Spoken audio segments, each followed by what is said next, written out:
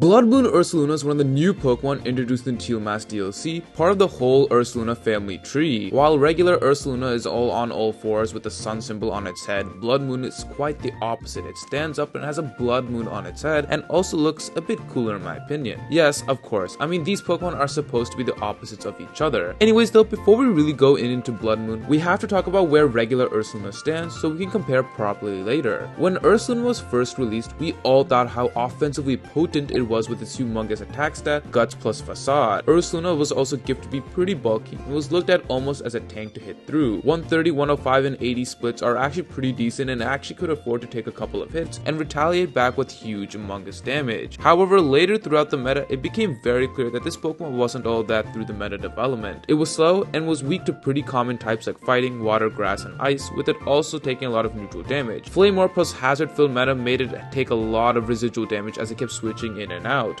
While Drain Punch sure could be a reliable recovery move, ghost types in general like Dragapult or Goldango actually served to be pretty huge counters. Not only did they block Drain Punch, but they also could block the use of Facade, its most powerful move, which in turn means those burn chip damage it takes becomes more and more of a hindrance than a positive. Its slow speed as well made it easy to get hit. Not to mention it can be revenge killed pretty easily. Literally Baxcalibur, one of the most popular Pokemon, can switch in and absolutely nuke it out of existence. If you want a powerful ground type Pokemon, Tusk could serve that in a similar fashion as well. Hyper offensive aggressive teams, which is what the meta was in post home, is just not what it likes to have around it and really struggles to make a name for itself in that environment. Ursaluna always seems like a pretty powerful Pokemon on paper, but these glaring weaknesses always stopped it from being on the top of the OU metagame. But where does that leave Bloodmoon Ursaluna? Well, in comparison to regular Ursaluna, Bloodmoon is more of the special attacker variant. It has a huge special attack stat, but not as much as Ursaluna's physical attack stat. Where this thing is unique though is in its cracked ability and amazing signature move. Mind's Eye is an ability where it now can hit ghost and fighting types and ignores accuracy drops as well as evasions drops.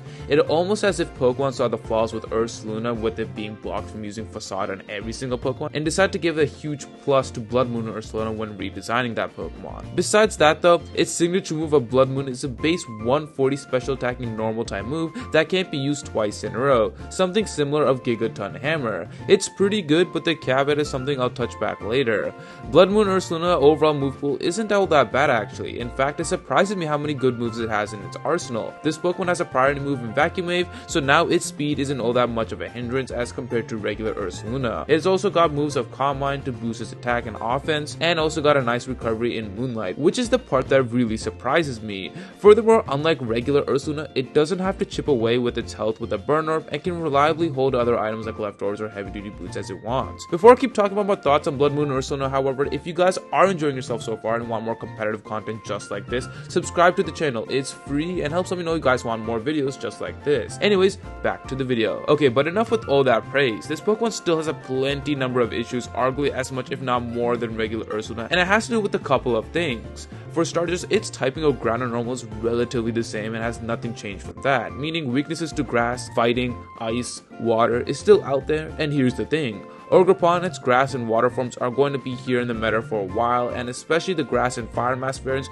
with both have grass type coverage which are really powerful, can still do a ton of damage. Fighting types are everywhere, and for ice, I just have one word and that's Baxcalibur. Seriously, I don't think I have to say anything more than that. So its typing isn't too favorable right now, and I haven't even brought up the hazard chip damage it could eventually take if it's not holding heavy duty boots. Sure, you could look at its high defense stat compared to regular Ursaluna, however this is at a cost at a lower HP and a much worse special defense stat, and that's not the trade-off needed for this Pokemon in my opinion. If anything, that was the last thing it should have got, because this was already a slow Pokemon, and now hurting a special defense stat to make it weak to Pokemon like Grass and Enamorus or other special attackers doesn't even help it. Physically bulky, yes, it can live a couple hits, but revenge killers like Enamorus can still be a threat to it. Calm Mind and Moonlight are options, but they can only take you so far with a slow Pokemon that is weak to a lot of common types. While yes, again, setting up and having no chip damage is great, the one thing you can give credit though for regular Ursaluna is its ability to hit like a truck with or without Sword Stance, something Bloodmoon unfortunately does not have the luxury of. On top of now, it's actually weak to status moves like Toxic, which can really whittle down its HP if it's not careful. And remember how I brought up there's a caveat with Bloodmoon? Well,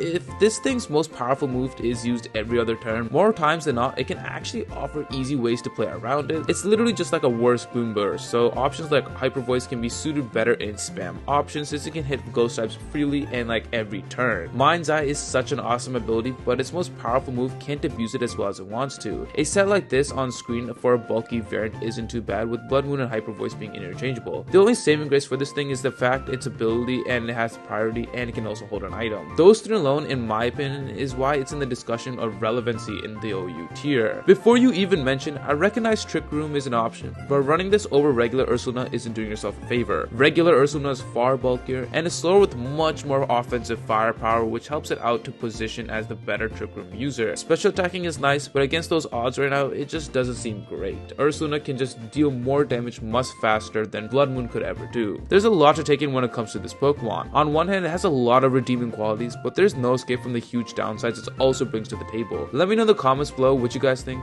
Join the Discord, link in the description down below, and thank you for all my members for their continual support. If you wish to support me even further, join the channel or Patreon and access to exclusive perks. Other than that, thanks for watching as always.